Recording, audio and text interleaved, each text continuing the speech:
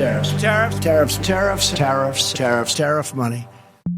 President Trump struck another blow to free trade yesterday, announcing that the U.S. would impose escalating tariffs on imports from Mexico unless it substantially stops the flow of Central American migrants.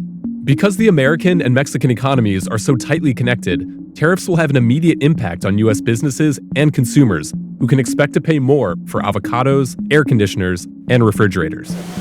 The hardest hit industry will be the auto business.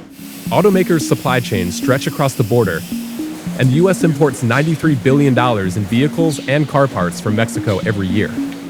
So the tariffs will translate into lower profits for automakers and higher prices for car buyers. That won't stop Trump. He's already shown that he'll stick with his tough trade policies, even when they wreak havoc on a key American industry. And we got a perfect storm going on in agriculture right now. We had 10 years of prosperity, and now we got the weather throwing us the biggest curveball maybe in the last 50 years. And on the political side of it, we got the tariff situation in soybeans. And so all these things are kind of coming together at one time to create a tremendous amount of stress and certainly long-term implications for the future. The U.S. and China are still locked in a trade war, and China just put all orders for American soybeans on hold. On top of that, America's farmers are dealing with the most catastrophic planting season in living memory. Months of rain have drowned fields across the country. After 50 crops, I'm well adapted to a high-risk business. It's those things you don't see coming that really can end up nailing you. I can't certainly disagree with the fact that the Chinese laws were certainly not protecting the people who were doing business over there. They were stealing technology, and something needed to be done about that. But basically, the farmer is the guy who got put on the sacrificial block here. The Trump administration spent $12 billion last year compensating farmers for those destroyed markets. A normal 80-acre soybean field is worth about $5,000 in compensation. Corn wasn't hit as hard and got less money, about $200 a field. The payments were supposed to be a one-off thing, but the trade war didn't end. Soybeans have continued to deteriorate. And, a week or so ago, they were down in the low $7 range. So that's $140. My seed and my herbicide cost is that much. So I would really have to question my sanity whether to plant at all at that point in time. They're now talking about coming up with a program to make a payment for this year. So that changes that dynamic. On May 23rd, the USDA did announce a new round of payments. This time, though, soybeans won't get special treatment. In any given county, rates will be the same for a long list of crops, and will be based on how many acres farmers plant, not how much they produce. But at this point, just planting is the biggest challenge.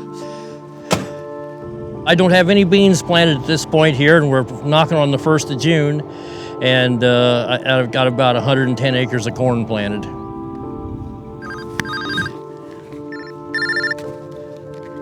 Hello?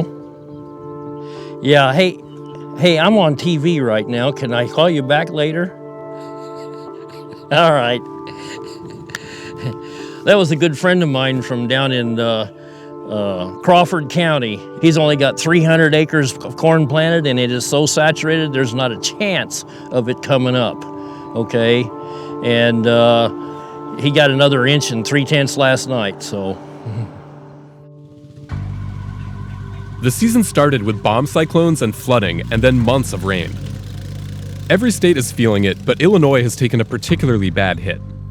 70% of the state's soy is normally planted by the end of May. This year, just 14% is in the ground. Nationally, half of cornfields have been planted.